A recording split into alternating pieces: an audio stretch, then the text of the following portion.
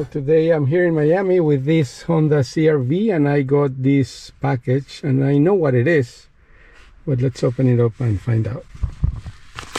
This is a mini wireless adapter for Apple CarPlay, Android Auto. So let's turn on the car here. Put some AC. It's getting hotter in Miami now, end of April. And let's check it out.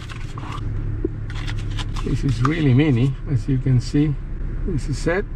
You just put it on a USB port here. We have an adapter just in case we didn't have this kind of connectivity, but let's put it here. So this mini adapter has a protective film here to prevent scratches.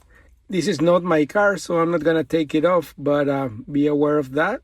You can kind of see here a little bit of it, but when you install it permanently, I will do that on another car later. Take off that protective film so it looks better when you leave it. There it is.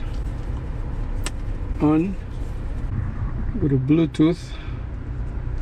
Might have a lot of stuff in there, but let's check it out.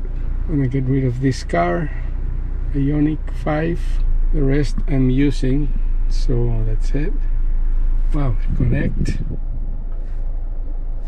Using connected phone server, I didn't even know, but here it is. Smart Box E14E. Pair, allow,